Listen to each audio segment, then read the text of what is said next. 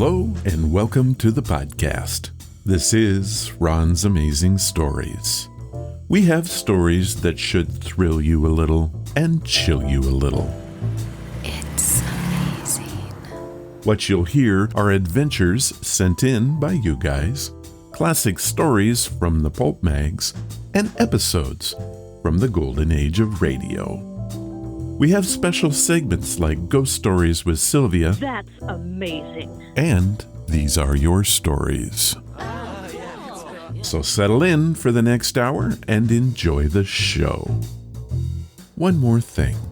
You just might want to prepare yourself to be taken away from today.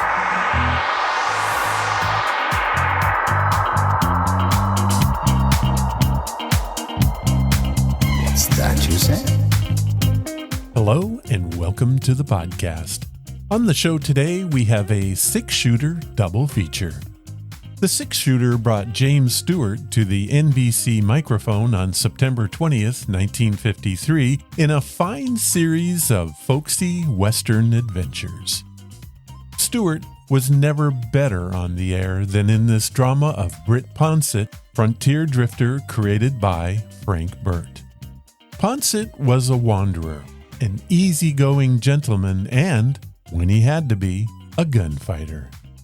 The series was short-lived, but not because it wasn't good. You see, Stewart was just darn too busy. He was an actor, statesman, and in July of 1959, Stewart was promoted to Brigadier General, becoming the highest-ranking actor in American military history. How about that? So let's say we listen to 2 episodes from his Western, The 6-Shooter.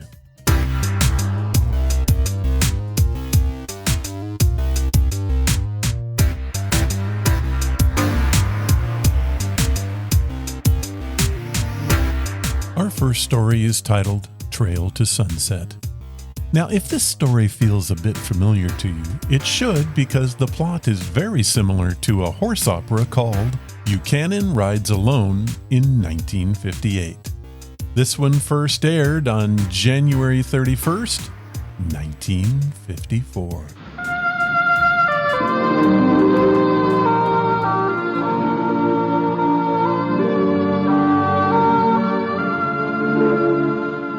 The man in the saddle is angular and long-legged. His skin is sun-dyed brown. The gun in his holster is gray steel and rainbow mother of pearl. Its handle unmarked. People call them both the 6-shooter.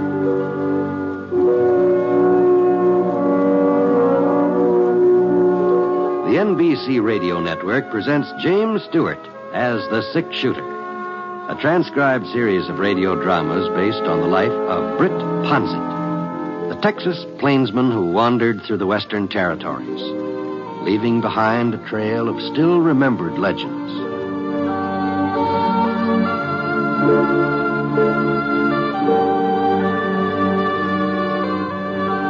It had snowed during the night, a thick, wet snow that bowed the pine trees and banked over the pink boulders, turning them white. I found myself lying under a good, heavy 6 inches of it when I woke up. Gee whiz. Old Scar, he looked like a white-whiskered burro over there, standing beside what was left of the campfire, trying to shake himself dry. All right, take it easy, boy. Just wait till I get the fire started again. The wood I'd gathered up the night before was pretty wet, so I got a hand axe out of my pack and I headed over toward a little hill about a quarter of a mile away. Since the wind had been from the north, I figured some of the brush on the far side might still be drying up for burning.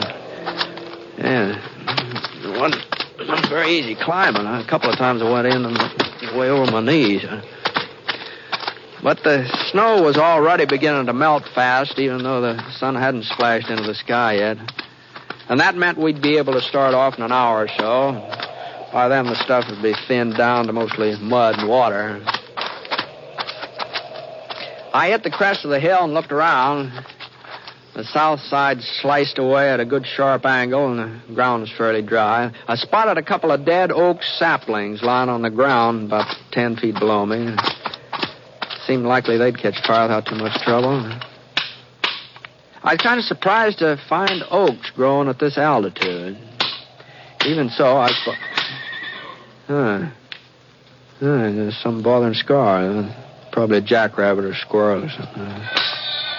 They sure was making a lot of racket. Wasn't like him to get upset unless it... Well, that wasn't a jackrabbit. That was a whole lot more than that. I dropped my axe and I climbed back to the top of the hill as fast as I could climb. The sun was inching over the rim of Spooner Range, and at first the reflection off the snow blinded me. When I got my eyes focused, I saw the fella standing beside Scar, trying to cinch the saddle onto his back. Hey, you! Hey, let that horse alone! He looked up, and for a minute he just stood there as though he didn't know exactly what to do next.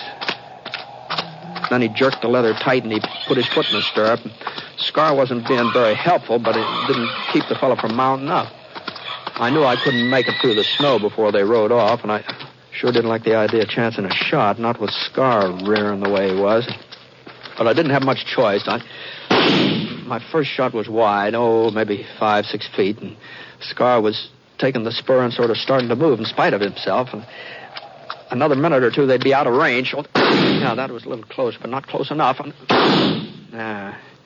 Bullet must have caught the fella high on the leg. He twisted around and tried to get a hold of the pommel, but his fingers slipped off, and I saw him slide into the snow. I couldn't see whether he had a gun or not, but I found out soon enough. I dived behind a clump of pines. There was a clearing between us, and he was using a boulder for cover.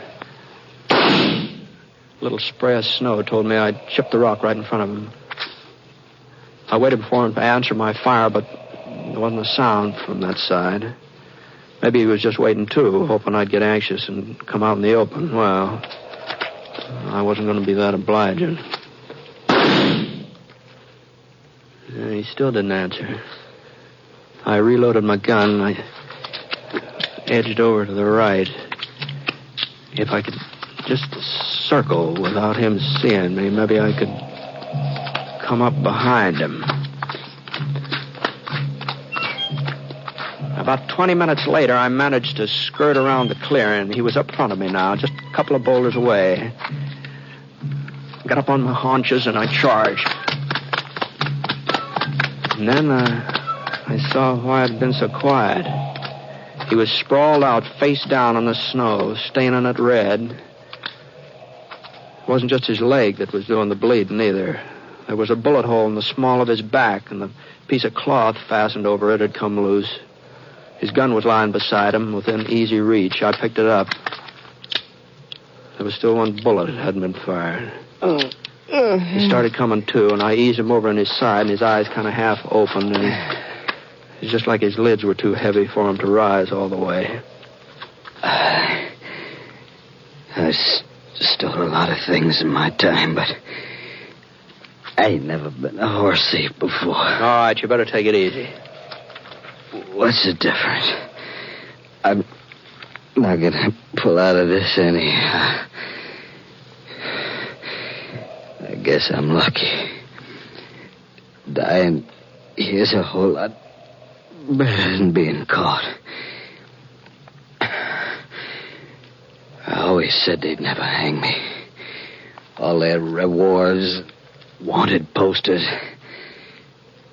just wasted time. I told them they'd never hang Ace Tressler. Tressler? You heard of me, ain't you? Yeah, I've heard of you. Everybody's heard of Ace Tressler. One way or another.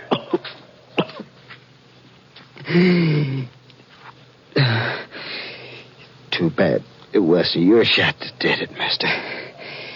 You could collect a mighty fancy reward. About $3,000 it must total up to. And that's not counting yesterday. Yesterday? Stage depot. over to Sunset. Fell in charge. He didn't like the idea of being held up. That's how I got this bullet in my back. Oh? But I took care of him. He won't be shooting nobody else. You killed Sam Fletcher? I don't know his name, mister. You don't expect a fella to know the names of all the men he shoots, do you? How'd you get out here without a horse? It's a good 20 miles from Sunset. I had my pony till just a couple hours ago. All that snow coming down, he sort of missed his foot. Hurt himself bad. I'd say. I sure hated having to put him out of his misery. He was a fine horse. Best I ever owned. It's a rotten shame. Man having to kill a horse like that. Yeah. That's the only reason I tried to take yours. I had to have some kind of mount. There's a posse on my trail. I ain't never stole a horse before, mister. I ain't no horse thief. Well, you think you can hang on if I heist you onto the saddle? What for? Well, you need a doctor.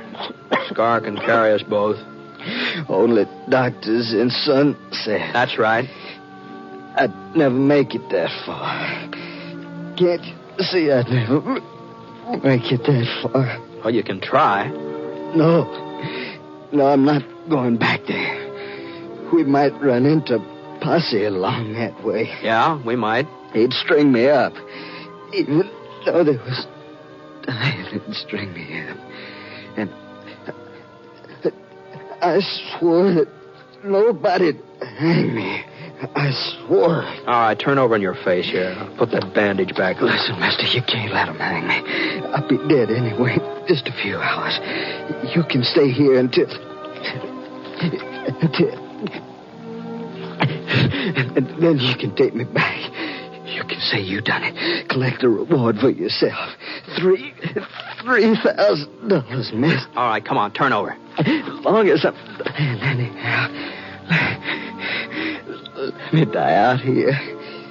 Why do you want to give me... James lynch me? Nobody's going to lynch you, Tressler. Give me your word. Yeah. You won't let me down, mister. I swore that they'd never hang Ace Tressler.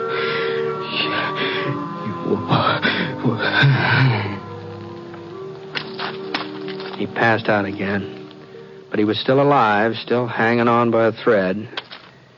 I managed to get a couple of makeshift bandages fastened onto him. The bleeding seemed to have let up a little. His leg wasn't hurt too bad. The bullet just sort of went through the flesh, and it didn't look like it had broken anything. But the wound in his back was more serious. As far as I could tell, the bullet had just gone all the way into his chest. I picked him up, and I laid him across Scar's back. Then I looped a rope around his body and tried to fix it so that he wouldn't slide around too much. It wasn't going to be a very comfortable ride, but as long as he was unconscious, well, he wouldn't know it. All right, let's go, boy. Come on. We weren't able to make very good time with Scar carrying both of us through all that slush. It was almost 2 hours later before we came to the main Sunset Trail.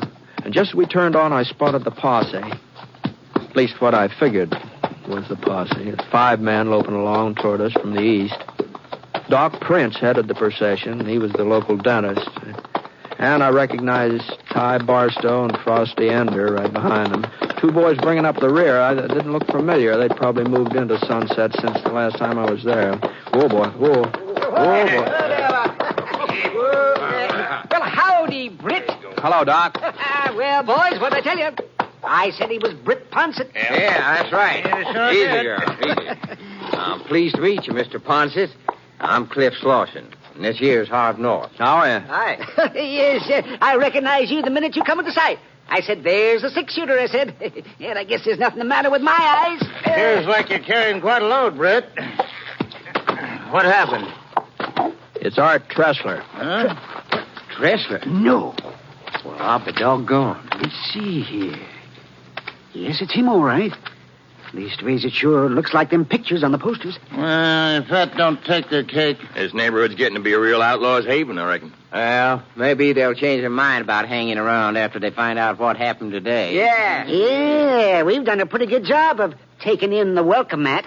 Pretty good. If you ask me, we set a record. With Ponset's help, of course. Oh, you boys didn't need any help from me. You would have found Tressler yourselves before very long. Well, what are you talking about, Britt? We didn't have the faintest idea he was in these parts. Sure, we were already on our way back to town. You mean you weren't looking for him? Of course not. Well, what are you doing out here, then? I thought you were a posse. We are a posse, but we were hunting George Revitt. Rabbit? Yeah, you remember him, don't you? Robbed Phil Jeffers' general store a couple of years back. Almost killed old man Jeffers. Yeah, I remember. Well, sir, he broke out of jail a week ago. The one over to Polk City, and what do you think he did?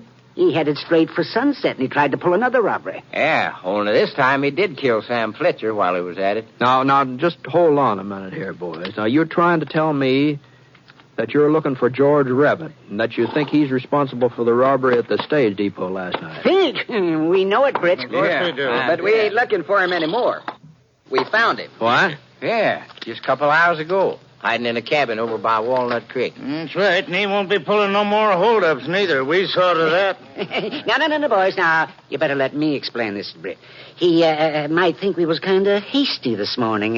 It isn't as if we didn't give Revitt a trial. A trial? Well, there was no doubt about his being guilty, Britt.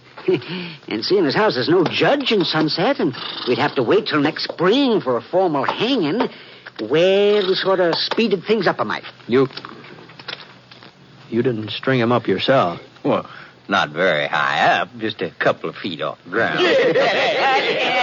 Now, boys, wait just a minute now. Now, Britt, there's no point in your looking so all-fired serious.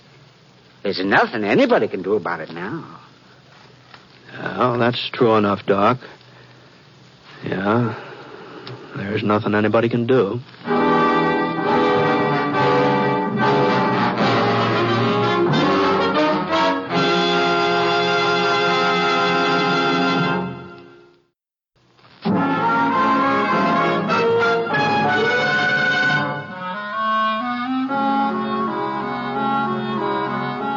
I just didn't know what to say. Hayes Tressler hadn't been lying when he told me about robbing the depot and shooting Sam Fletcher. A man doesn't confess to something like that when he thinks he's ready to cash in, no. And as for George Revitt, he'd caused folks trouble ever since he was a kid. He'd been mixed up in all sorts of gunfights, too, fights that usually ended up with somebody else dying. But he hadn't killed Sam Fletcher. That's one thing he hadn't done. Well, looks like Tressler's still with us. Yeah. Well, I'd better get moving. Well, you want us to take him into town for you, Britt? That's a good idea. No, thanks. You see, I gave him my word that he was going to a medical doctor. I don't get you. You see, he was afraid he might be lynched. Well, we ain't got no grudge against Tressler, Britt. Oh, I guess he's as mean as they come, but he ain't never given us no bother in Sunset. Is that so? I told you. We didn't even know he was in these parts. Well, I guess you should have known it, Doc. Huh? He's the man who shot Sam Fletcher. What's that? Oh, I know what you're up to, Britt. You're just joshing us. You're trying to make us feel like we've done something wrong and take care of George Revitt. Well, all I'm saying is that Tressler told me he's held up the stage depot last night and he killed the fellow in charge. You ain't serious. I'm about as serious as I can be. Oh, but, Britt, that don't make sense. Why, it had to be Revitt. What made you so sure? Well, we knew he broke jail. And somebody said they thought they seen him in town yesterday. Now, let me see who. Oh, it was Johnny Silks, I think. Yeah, and we picked up his trail not far from the depot. Well, he led right to that cabin on Walnut Creek where we found him. He admit the robbery and the shooting? Well, you don't expect a man to admit a thing like that when he knows there's a rope waiting for him. Yeah. Well, I'll see you. Oh, no, wait. Now, hold on now, Britt. You're wrong about this. Why, you just gotta be wrong. You think I'm lying, Doc? No, of course not, Britt, but everything pointed to Revit. Well, maybe Tressler was just making that up, what he told you. Well, how did he find out about the robbery, then? Well, Now, Britt, you know we wouldn't have done anything if we weren't certain in our own minds that we were right. Why, you know that. It's possible we made a mistake. Well, I'm not saying that we did, but it is possible. No. Well, even if we did, Revit deserved hanging. He's deserved it for a long time. Yeah. Yes, that's what I'm getting at. We didn't do any harm, Britt. Not really. You didn't, huh? Oh, of course not. But if you were to tell folks about this, well, they might not see it our way. They might figure that we took too much on ourselves. So you won't say anything, will you? Well, all I'm doing is taking Tressler into town. Whatever he says after he gets there, that's up to him. Well, I know, We but I don't don't know. need to worry about Tressler. He ain't going to say nothing. Huh? Well, take a look. Yeah, he was dying. Wasn't any doubt about that. I cut the rope that was holding him on the scar's back and carried him over to a dry space just off the trail. And just before I could put him down, he gave a little shudder, and I felt the life ease out of his body. Well, he'd been right about one thing. Nobody would ever hang Ace Tressler. Guess that saves your trip into Sunset, eh, Britt? Well, I was heading for there anyway, Frosty. Oh? As long as I've come this far, I might as well go the rest of the way. Well, I don't... Now, look here, Britt. Ace is dead. Yeah? Well, then don't you see that there's nobody to say whether he was the one who killed Sam Fletcher or not? Nobody but Britt. That's right. Now, suppose we did go off half-cocked.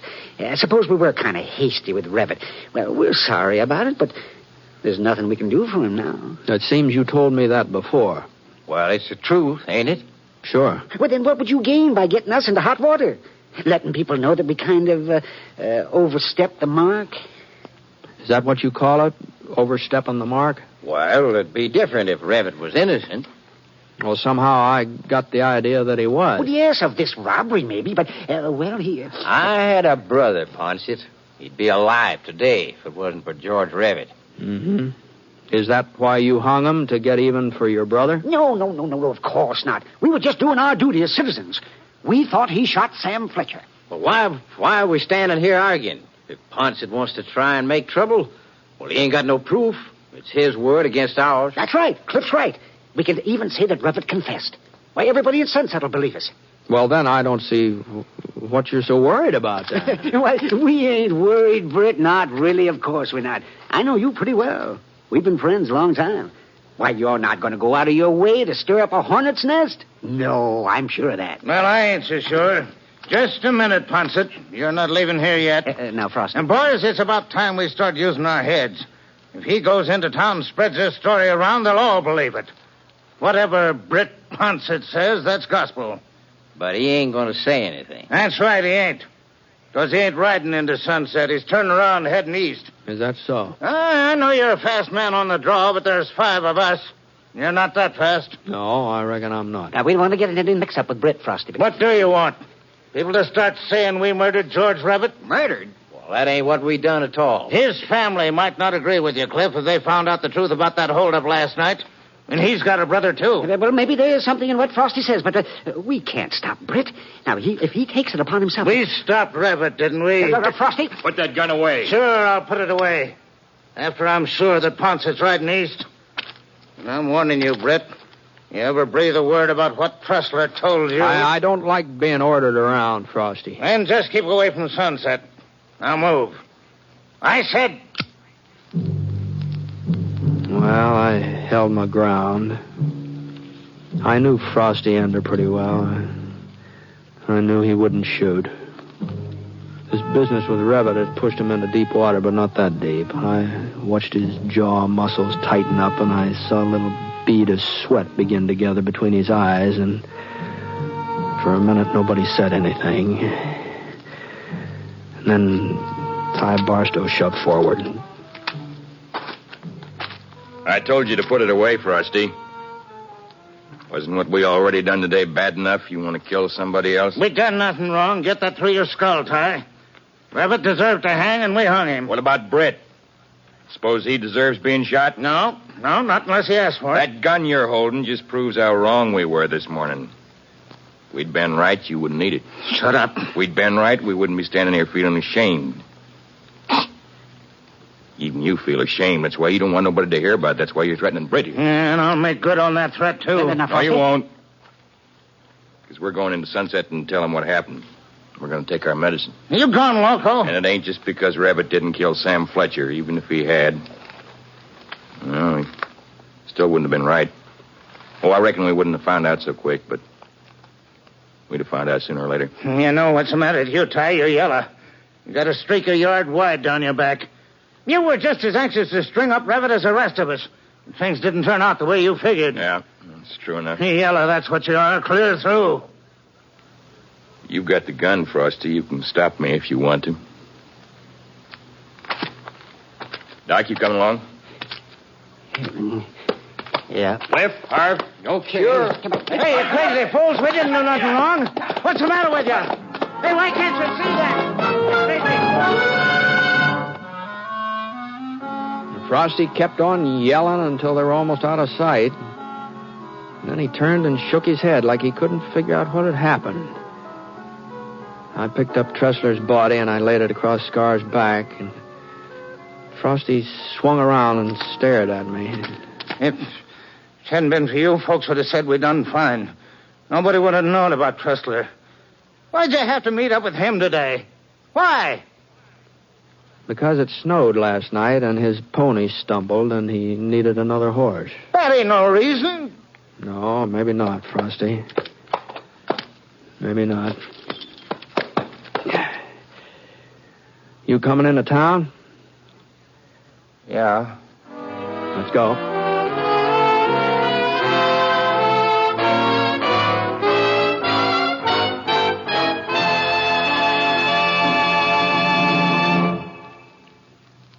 $50,000 trained nurses are needed now, today. Nurses to serve humanity in hospitals and private duty, in teaching and research, in the Veterans Administration and the Armed Forces. And although a nurse's training means a thorough professional education at far less expense than 4 years of university, it offers a curriculum which includes such fascinating studies as psychology, sociology, and chemistry. And upon graduation, the student becomes a registered nurse and in some schools obtains a Bachelor of Science degree as well. These, then, are the facts of a nursing education. The need has never been greater. The opportunities for a vital, useful career have never been finer. For further information, we suggest that you contact your nearest hospital.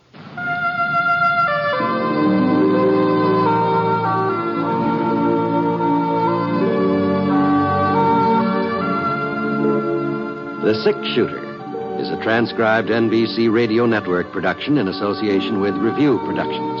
It is based on a character created by Frank Burt and is written by him. Mr. Stewart may currently be seen in the Universal International picture The Glenn Miller Story. Others in the cast were Robert Griffin, Harry Bartell, Lamont Johnson, Howard McNear, and Forrest Lewis. Special music for this program was by Basil Adlam. The entire production is under the direction of Jack Johnstone. All characters and incidents were fictitious, and any resemblance to actual characters or incidents is purely coincidental. Oh, by the way, you'll be interested in knowing that the Six Shooter has been chosen for broadcast to our men overseas through the facilities of the Armed Forces Radio Services. This is John Wall speaking.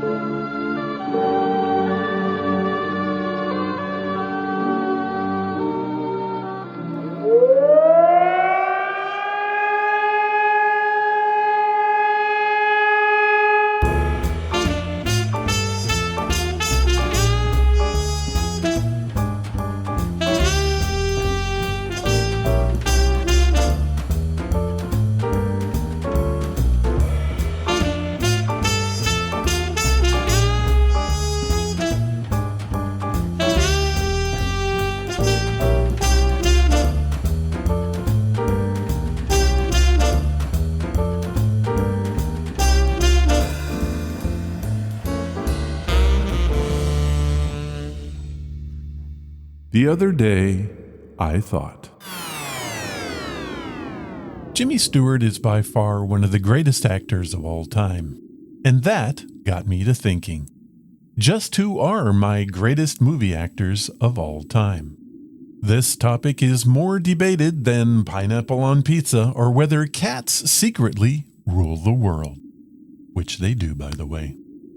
In compiling this list, I've used a strict mythology involving dartboards, gut feelings, and the occasional magic 8-ball. First on my list is Meryl Streep, the shapeshifter.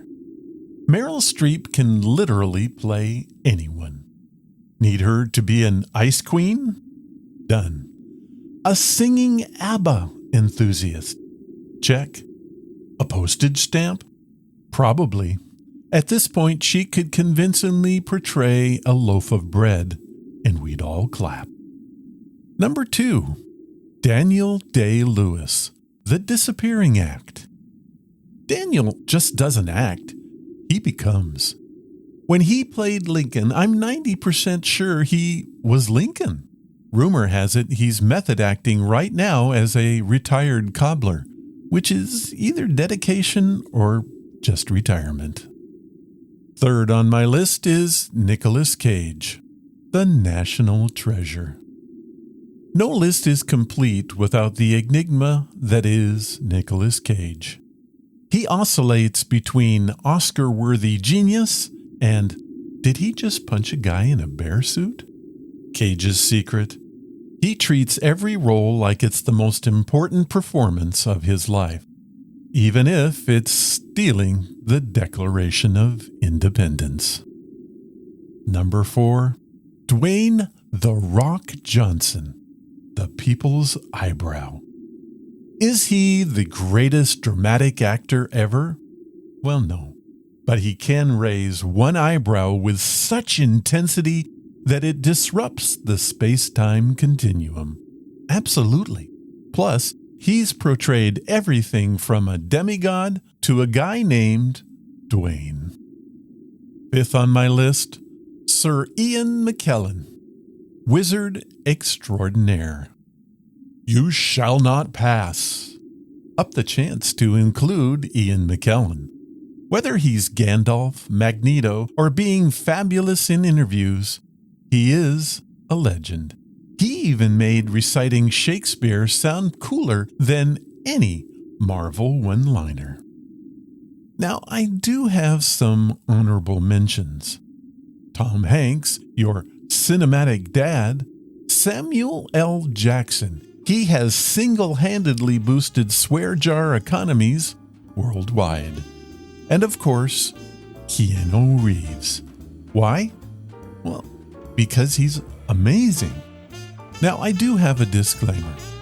This list is 100% factual unless you disagree, in which case it's obviously satire. Now, let's get to our second six-shooter story.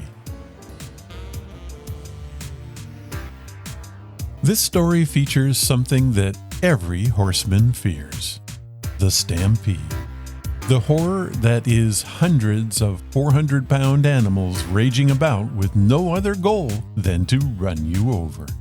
In this one, Britt has to deal with not only one, but maybe two stampedes. It is simply titled The Stampede, and it first aired on October 4th, 1953.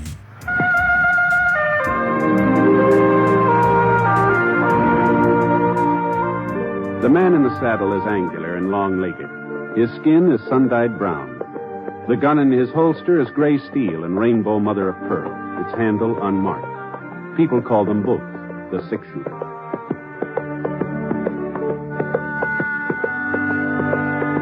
Coleman, America's leader in modern automatic home heating equipment, and the National Broadcasting Company present James Stewart as the six-shooter.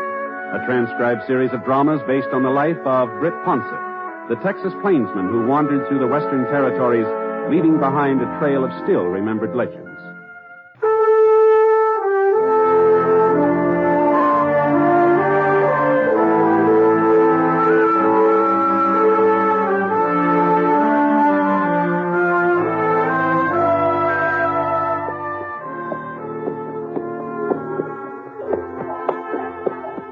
There were over 400 head in the McAdams herd, 400 white-faced Texas cattle, and only 3 of us to shove them along the trail to Abilene. But the McAdams boys had promised me a tenth of whatever the herd brought, so I signed on for the drive. And it looked like I was going to earn the money, too. There'd been a cloudburst the second night out. It sounded like we might be heading into some more bad weather. The sky was all black and purple, and the wind began blowing up little balloons of dust.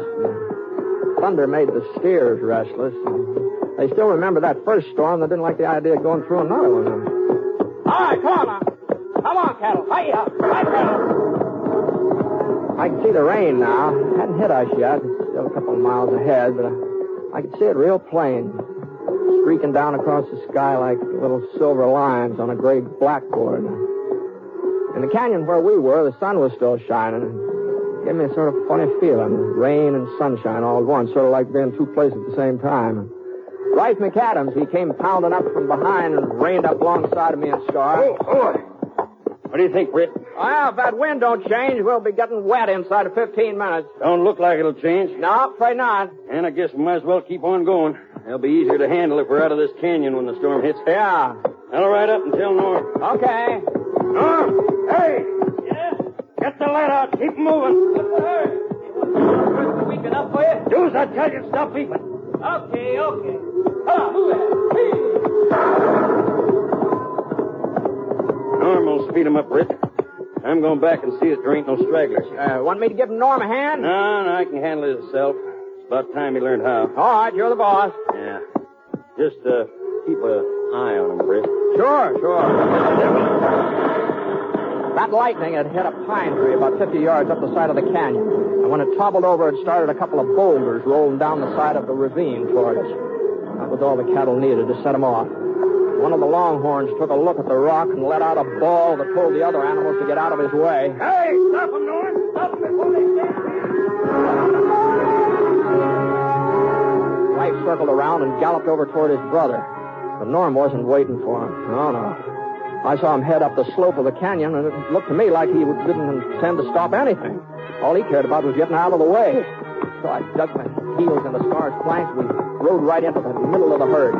If I could split them in half, only part of them would tear loose, even in a stampede. Rife was in front of the herd now. The lead steer turned off. A couple of more shots, and the rest was following. There we are. I knew there wasn't going to be any stampede. Not now, anyway. Rife had stopped him just in time.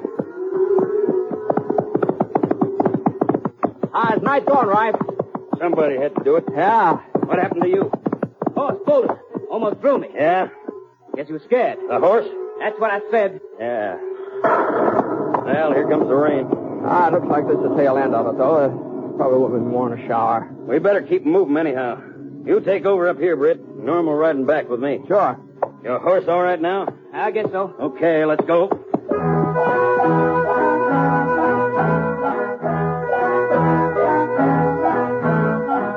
About half an hour later, the rain let up. It was nearly sundown, and a green-yellow rainbow arched up over the hills to the east, and Rife decided to make camp for the night. Neither of the McAdams brothers said much during supper, and afterwards Norm sort of moved off a couple of yards from the campfire and started playing his mouth organ.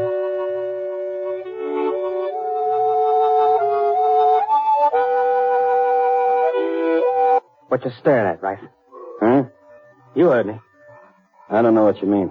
You've been watching me ever since this afternoon when my horse bolted. You've been looking at me the way you used to look when I was a kid and done something you thought was wrong. We almost had a stampede today, Norm. Almost? You was riding front, man. You was the one to stop it. I suppose you've never been on a horse that ran away with you. You was always able to handle that Palomino before. Why do you have to keep nagging? I'm no cattleman. I didn't want to come on this drive in the first place. It's our herd. It's your herd. It was up to me would have sold the ranch years ago. Yeah, maybe you're right. Maybe we ought to sell out. We'll talk about it when we get back home. Hold up a minute. Thought it was my turn to look after the cattle tonight. It's been a pretty hard day. You're probably tired. I'll wait till... I'm no more tired than you are. Okay, Norm. I'll be over on that hill over yonder. Well, you're not serious, Rife, about selling out, are you? There's something in what Norm says. He's no cattleman. Well, maybe not, but you are. I can always get work somewhere. Carrie'd probably be happier in town anyway. Carrie? My wife. Oh, well, I didn't know you were married, right? Yep, last winter. She's staying with her folks in Bradley while we take the cattle north. Is that so? Carrie's a fine girl, Britt, younger than I am, about Norm's age. Young and pretty. You'll like her, everybody does. Yeah, even Norm. First time in our life him and me have ever agreed on anything or anybody. Well, She told me not to take him with us on this drive, said he'd never make it. I should have listened to her. now, he's pretty young, right? This is his first cattle drive. For all we know, his horse maybe did run away with him, you know? Norm did the running, not his horse. He's no good, Britt. I guess it's my fault. I guess I brung him up wrong, but he is no good. You're not his father. You're not to blame for how he turned out. I'm the only father he ever had. Our old man died when Norm was just a baby, and Ma just lasted a couple of years after that. Oh, I'm sorry. I was 13, practically full-grown when she passed on, but Norm was only 4. She made me promise I'd look after him, see that he got his schooling and a chance to mount to something. Yeah. Fire's almost up. Oh, here, I'll fix it. I sent him to school, bought him books, but he wouldn't stick it out. It was too much like work. That's his real trouble, Britt. He's lazy, he's selfish. Expects everything to be handed to him all tied up in a fancy ribbon. Like this afternoon, he wasn't afraid of the cattle. He just couldn't be bothered stopping them. He didn't care that much. Oh, maybe he's had it too easy, right? Maybe if the chips are down, he'd surprise you. Maybe. Well, I'm not making the same mistake again. Not with my own kid. With your own? What? Yeah. Carrie's expected. He might be here by now, for all I know. Wow. Well, congratulations. Thank you. I'll buy you a cigar and have... Yeah, all right. Oh, well, that's fine. Well, I guess maybe it's time to turn in, I think. I ain't very sleepy. I think I'll go up and... Well, see if Norm's all right. Oh, doggone it, Britt. He is my kid brother. Sure. I know, right? Sure. Good night. Good night. I banked the fire for the night and spread out my bedroll. The moon came up, full moon, kind of a moon you ought to have after a rain. And I stretched out flat.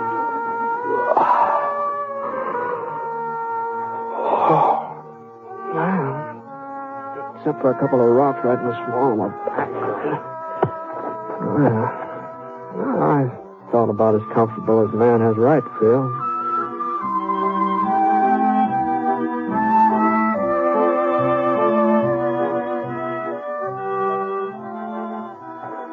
Right? No. It's me. Oh. I thought you were looking after the herd. Rife come nosing around. Guess you don't trust me. So if he wants to stay up all night, that's his business. Sorry. Yeah, we got nothing but heroes on this drive. How do you figure that? Well, you're the 6-shooter, ain't you? Supposed to be the fastest man with a gun west of Kansas City. East of there, too, from the way folks tell it. No, you shouldn't believe everything you hear, Norm. I don't. I don't believe you're any faster with a gun than the next man. Probably not. I don't believe you're any faster than me.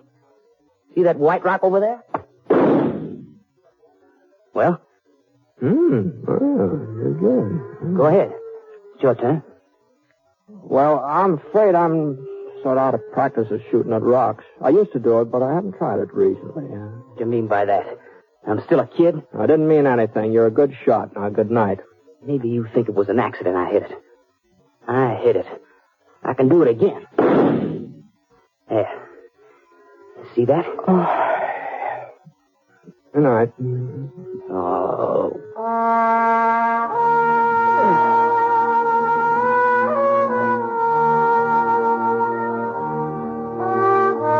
ground was kind of damp and cold all night, but it didn't keep me from sleeping. And when I finally woke up, the sun was just starting to shove the sky away from over my head. A couple of seconds, I couldn't quite decide whether to open my eyes or not, but the smell of coffee made me make up my mind. Oh! Morning. Morning. Want some Java? Yeah, thanks. Where's Norm? Taking a bath? Taking a bath? Yeah. Found a water hole the other side of the hill. Oh. He'll be back any minute. Trust Norm to keep himself duded up. Wouldn't surprise me if he showed up wearing a clean shirt. Yeah. Well, you can't blame a fellow for... Yeah, what's this? Hmm? Oh. That looks like a letter. Oh, here, it's yours. Mine? Well, it says Love, Carrie. Isn't that your wife's name? Carrie? Yeah. Yeah, well, here. Read it to me, Britt. What? Out loud. Read me what it says. Well, I'm not interested in somebody else's mail, Ralph, especially love letters. Is that what it is? Well, you ought to know. It's yours, isn't it? No, Britt, it ain't. Carrie ain't never written me. She knows I can't read. It's Norm that had the school, and remember, Britt, I told you last night. Yeah, I remember. Read me what it says. Go on, Britt, read it.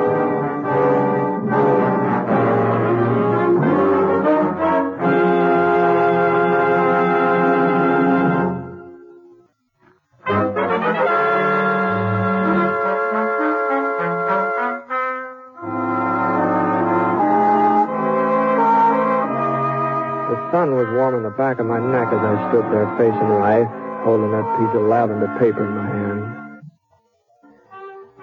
I looked down at the letter and then up at Rife again. He was just standing there, waiting, not moving. Not any part of him moving except the vein in his throat that jumped out a little throbs. I'm waiting, Britt. Now, it's not my letter, Rife, and I guess it isn't yours. It concerns me, don't it? It's from Carrie. It's from my wife. Well, that's between you and her. I want to know what it says, what she's been writing to Norm about. Go ahead, Britt. Read it to him. Or maybe you'd rather I told you what it says, Rife. It says, Carrie loves me. That she'll always love me, and it goes into detail. You rotten little well, then we are, Rife. You think that gun will stop me? I'll break your neck. You're walking right into it, Rife. Now, put it away, Norm. You wanted a sample of my shooting last night. You put that gun away and you'll get it. What am I supposed to do? Take you both on? This isn't my argument. It'll take 3 of us to get that herd to Abilene. I just want to be sure there'll be 3 of us to do it. There ain't going to be 3, Britt. You've taken everything from me. All your life you've taken everything, but you're not taking Carrie. All right, that's enough, right? Come on now. I meant what I said about finishing that drive. 2 men may not make it, and I'm going to be sure I'm not going to lose that money you promised me. Now, come on. Now, straighten up here. What's the matter with you? You both able to ride now? Yeah. All right. I'm able. Norm, what about you? Sure. All right, now, come on. Let's get started. I dumped out the coffee and covered up the fire while Norm got the horses. We saddled up and got the herd underway. Norm moved out to the front, and I stayed in the middle. Rife brought up the rear. I figured it'd be just as well if I stayed between them. I looked back a couple of times, and whenever I did, I saw Rife staring at Norm, watching every move he made. But he didn't say a word. All day long, he didn't say a word.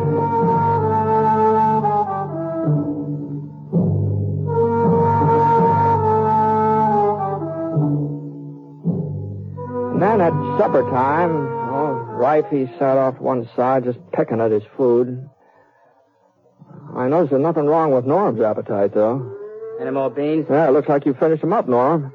Oh? You're kind of hungry tonight, huh? Why not? Just a kid still doing my growing. At least that's what some people think. Uh-huh. Well, as long as you're so full of energy, maybe you wouldn't mind looking after the cattle, huh?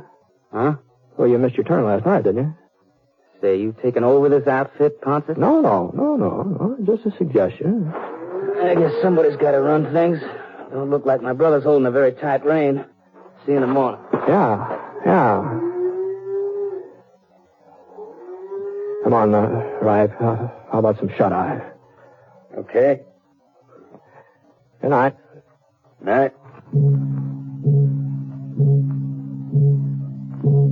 I waited till Rife dropped off, and I closed my eyes.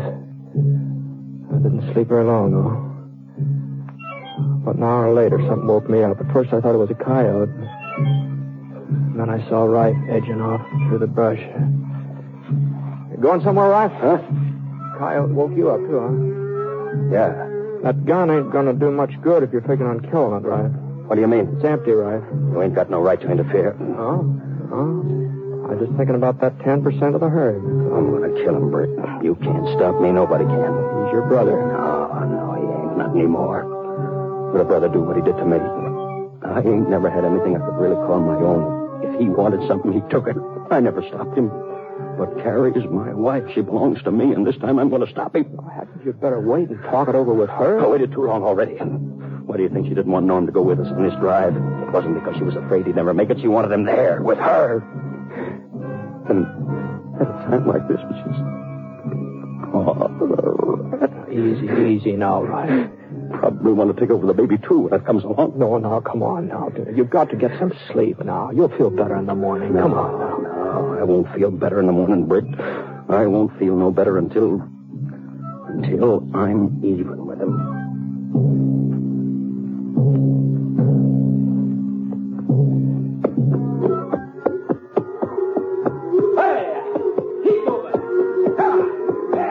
I guess none of the three of us got much sleep that night, and by noontime the next day, that saddle of mine was a little harder than usual. I'd been sort of keeping my eye on Rife. He was still riding behind me. But the sun was getting hot, and I was kind of drowsy, so I just sort of jogged along for the next few miles, not paying much attention to anything or anybody. If Scar hadn't given me a jolt, easy, boy, easy now. I wouldn't have looked around, and I wouldn't have seen that we were coming into a gorge. It was very narrow, barely wide enough for the herd, and the rock walls jutted up at a sharp angle, too steep for a horse to climb. By the time I got my bearings, it was too late. This was just the kind of a place Rife was looking for. I couldn't see him now, but I knew he was doing the firing, and I knew why. He was trying to stampede the cattle. And there in the gorge, Norm wouldn't be able to get out of the way. There was no chance of getting back to stop Rife. All I could do was just jam right into the middle of the herd. Come on, boy. Now, come on. Scar fought his way past a couple of steers. I tried to keep them under control, but the ones from the rear started pressing forward in earnest, and there just wasn't no holding the rest of them. And we was right in it now, a real stampede. This was Rife's way of killing his brother, and I wasn't so sure I was going to fare any better than Norm. A couple of the cows shoved against us, almost toppled us over. Scar was pretty certain to lose his footing before we could get much further, and I jerked out my gun. I cleared us a little path, but the cattle plugged up before we get through. All of my shooting was just making things worse. There was nothing to do now but just give Scar his hit. Let him run with it. I hadn't had time to worry about Norm. I didn't know what had happened to him. I didn't even think about him until it... Hey, that wasn't Rife firing. That wasn't Rife firing. That was from up ahead. Well, the herd was half crazy now. They'd been shot at from all directions. They didn't know where to turn now. I rose up in my stirrups and looked forward. Norm was holding his ground at the mouth of the gorge. He could have gotten away, all right, but he was holding his ground. I hadn't lifted myself up. Maybe I'd have been able to hang on when the cattle twisted around and started changing direction. As it was, Scar held his ground, flattened out behind a rock. That was the only thing that saved my neck. I rolled under him. The cattle, as they swung around, started heading back to the water.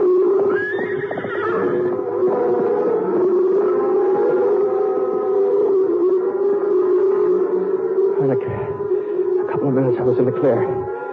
The cattle passed me by. I pulled myself up to my feet, and I looked around. The herd was still out of control. They're charging out the other end of the gorge, and then I got a flash of Rife. Norm must have heard it too. Rife!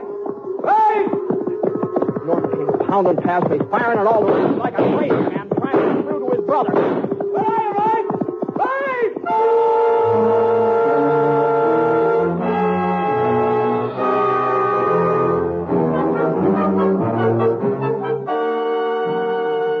The herd had moved on almost out of sight now before I saw Rife again. He was lying on the ground in a smear of sticky red dust, and Norm was there bending over him when I got up to him. You all right, Rife? I started him, Norm. I figured you'd try to get out of the way, but you didn't run. You stopped him. He stopped him, didn't he, Britt? Yeah. I didn't mean for him to turn on you, Rife. I swear I didn't. I know that.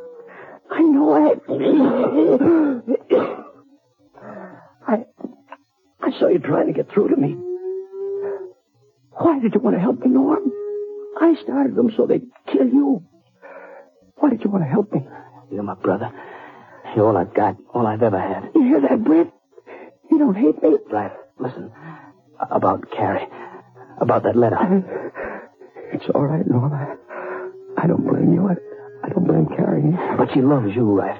That letter was written a long time ago, before you and her were married, before she even knew you. A long time ago? Yeah, I've carried it with me ever since.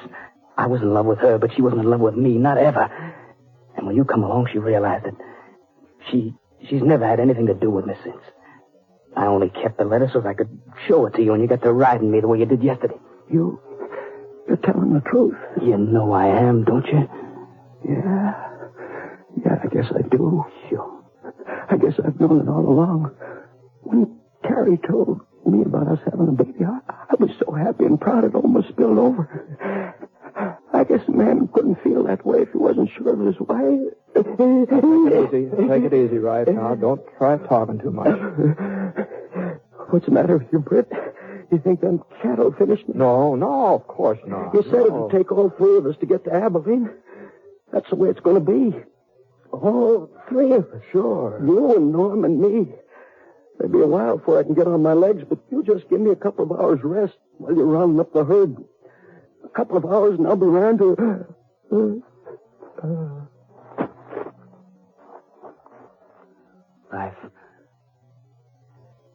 Life. He's dead, Norm. But it can't be. He was feeling better. You heard him. Well, a man don't always know when he's dying, Norm. Sometimes a man's lucky. Britt, Yeah. It's only kids that cry, ain't it? I guess this makes me a kid. No, I wouldn't say that, Norm. I'd say you've done a lot of growing up today.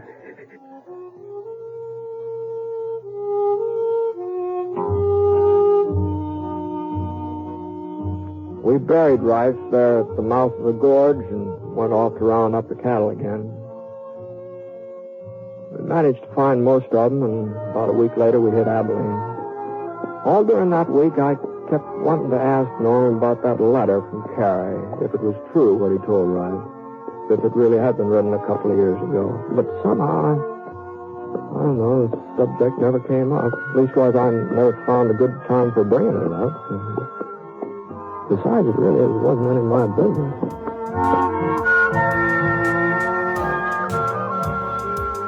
Well, there you have it. Two great stories from an amazing person.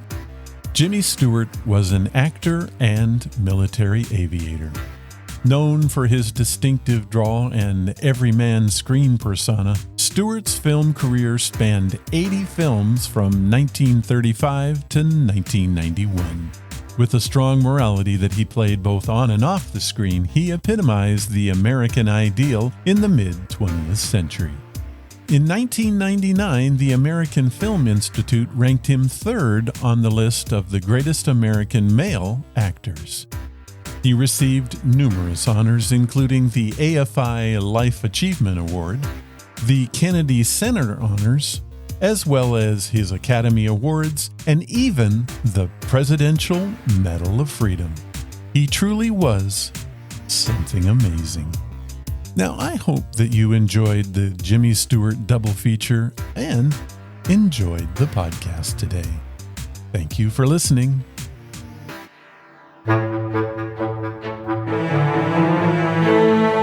That was episode number 683, and it was brought to you by Audible.